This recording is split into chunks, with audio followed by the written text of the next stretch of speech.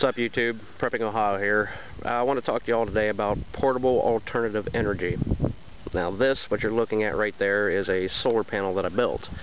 I ordered the cells, the individual cells, and there, as you can see, they are individual cells. It's not one complete thing, which a lot of people are not aware of.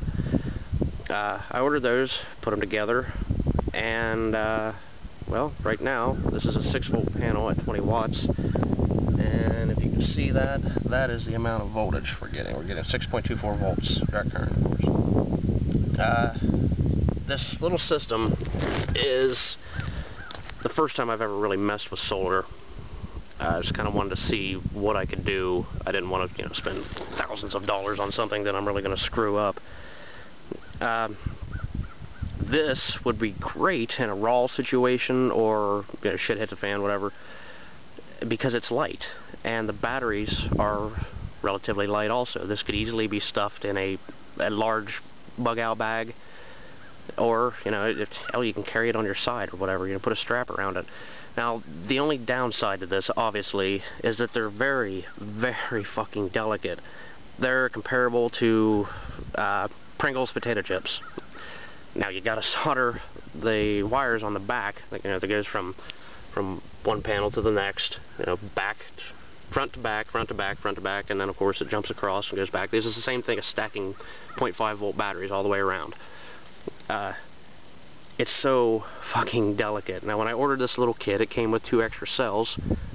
When I first opened the box, 1 cell was already broke, and after I completed this, I had 1 cell left over, and I actually dropped it and it broke. So, luckily it came out working just right. I took the cells, put them together, as you can see, and I laid them on the inside of an old window. This is just an old window here that was taken apart. It's an old crappy one, but the glass was still good, so I just used it. Laid the cells down, and I put electrical tape, big wide electrical tape. You can see it's kind of wide there. Just taped the back side of it the whole way. And of course that kind of got stupid because the tape was, I don't know if it's been frozen or it's just old or whatever, but the sticky started going to the back side of the tape. Like, the part that's not supposed to be sticky was actually sticky, and the part that was supposed to be sticky was not sticky. So that kind of screwed up everything there.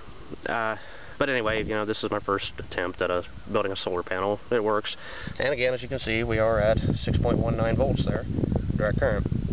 And, that's not really a lot. You can't run a heater or anything off this, but I've been using this for probably 2 weeks now.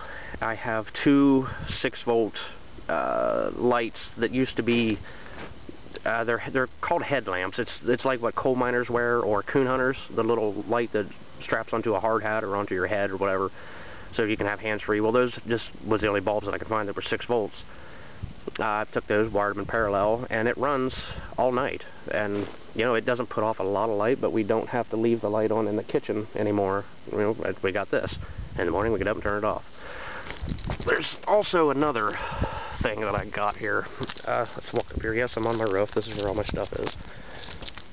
These little guys right here, those are the solar cells off of landscaping lights. The spotlights that have, it's got the little pointy stick on it. You stick it out in the ground, shine it at your house, and it comes on at night and stays on for a little while.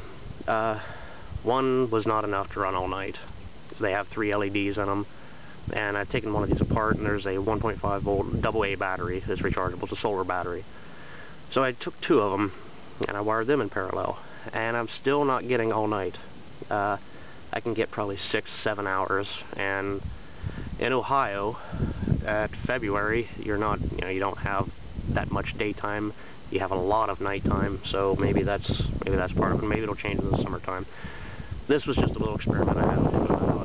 Well, that's a great flashlight if you need it. The little, you just pick it up and it's got an on-off switch on the back.